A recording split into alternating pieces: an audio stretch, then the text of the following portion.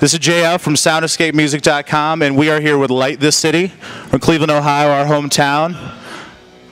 You got that? That was sweet. So, what's going on, guys? Not a damn thing. Brian looks really excited. I'm just listening. Cool. So, for those of you that don't know, newbie in the middle here. He puked in the back bench the other night. Why don't you say that? He puked in the back bench the other night. Not just the back bench. And he doesn't have a driver's license. Yeah. We won't go there. So, what's going on, guys? We just got back from Canada doing 3 days there. This is the 9th show of our tour with Ed Guy, Into Eternity, and Echoes of Eternity. And that's it. Here we are at Peabody's. This is like the 6th or 7th time that we played here, and we're stoked to be here. You know, that's it, man. Just, yeah. So, I'll let you guys say something. This isn't going to be like, I'll talk to these dudes. He's like, I don't want to talk. Cool. All right, this one's for, you guys have been here for a long time. Album's been out for a year, right? Yeah. What, the 19th? Is that correct? Yeah. 19th? Yeah. Any news on a new album? I know we talked, but... Today the fight. Yeah. So I already have 6 songs written for the new album. I already have the album title. I'm not divulging it yet. Just lyrics written. Yeah, lyrics written. Songs. Hey, it's songs. So these guys have to catch up big time. But I've heard some riffs and they sound really, really good. Yeah, we've all been writing riffs, and I think we're going to go into the studio in April. Because I just talked to the guy yesterday, and he's booked until then. So April should be out, maybe September, maybe October, something like that. Yeah.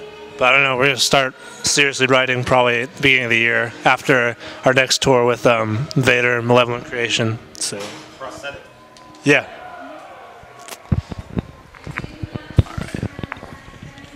Are you guys still working with Zach on that? Still going to work with Zach? We're pretty sure. How do you say his last name? Oren. All right. We're probably going to record it with him, and then we're discussing maybe having someone else mix it. Maybe Jason Sukoff. Andy Sneap is very expensive, but maybe Jason Sukoff. I know he said he was into it, or the label said he was into it, so maybe that. I don't know. Hopefully, something different. Also, I'm looking to get some pretty sweet guest vocals on that thing, so look out for that too.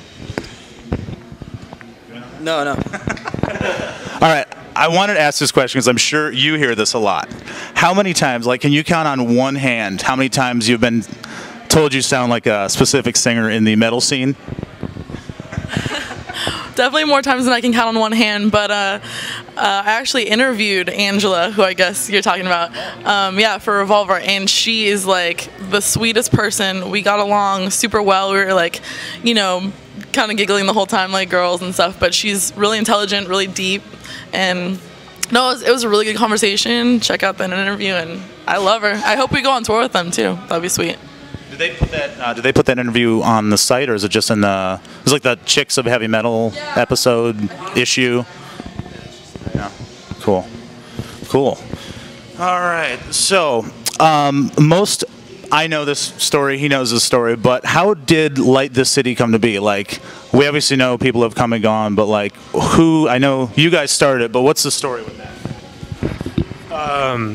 Well, Laura and I started the band in 2002, and we just recorded a demo, and then got our old bass player Mike on bass, and we had 2 guitar players back then that were never really, they didn't do any tours with us or anything, but we recorded the Hero Cycle, our first album, then yeah, which I put out myself on my old label, but and then we recorded Remains of the yeah, well, that label doesn't exist anymore, but Laura and I and Mike recorded Remains of the Gods when we lost both those guitar players. One left, one we kicked out. But anyways, that's when we got Brian and Steve Hoffman, the guitar player that this guy replaced, right after we recorded that album. And yeah, we recorded Facing 1,000 like a year later. And we've just been touring on that since then. And Steve left a couple months ago, or back in April, to you know, stay at home, hang out, go to school and stuff. So that's when this guy tried out, and we kind of liked him. So. Did you actually have to go to San Francisco? Oh no, I'm from Fresno, which is like 4 hours south of San Fran. So, yeah, I came up for tryouts, and yeah, Blew us away. Yeah. You are mine. And we got Frig Frog on bass over here, and so, yeah.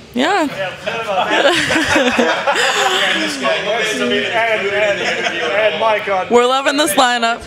How did you join the band? How did I? Okay, let's see. Our merch guy Pomeroy and Brian and our roadie Joe used to come party at my house, and from the time that I was 18, I'm 21 now, and I had no idea who these guys were. And I've known them for like 3 years apparently. And then I played in a band local to San Francisco, and around the same time, like, the city was starting to get a lot more press. And then I fell out of the music scene for a solid year, and then Ben emails me. Cocaine heroin binge. Yes, on my cocaine heroin binge. That's what I do. I hang out. And then, yeah, he randomly gives me an email. I kind of got some forewarning from a couple friends of mine, but they found me through the grapevine. And 2 weeks later, they emailed me and said, yeah, we want you to come try out and whatnot. And it's like, oh yeah, in 2 weeks we're going on tour with the Acacia Strain and Through the Eyes of the Dead. Okay, I haven't played a show or anything for a year, so after a 3-day drive out to Virginia, I ended up playing my first show with them, and then we just kind of gone from there. That's about it. So. Multiple mics next time. That's your job. Okay, these are just a couple collective questions that I had. So as a band, what is your favorite metal album of all time? God damn it! Fucking start. Oh, I gotta start. I'm gonna go with Megadeth, Peace Sells, but Who's Buying? This is really, really hard, but I guess if I had to pick one, it'd be Ride the Lightning, probably. I was gonna go with Death, Individual Thought Patterns.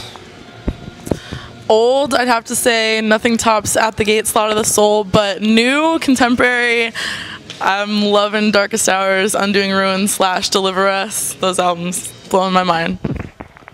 Yeah, I don't know about all time, but right now I've been listening to Enslaved a lot, and that's probably like one of my favorite bands right now. So the newest album, Rune, I think is like excellent, but I don't know of all time. I'd have to seriously sit and think about that. So Everyone's got a top 10, not a top 1. All right, so that's gonna wrap it up. I think Brian wants to go get his riffing going. They got to get warmed up. So you can check this out if you already are on soundescapemusic.com. This is Light This City, and I am fucking signing out. oh fuck. I hit Brian with the mic.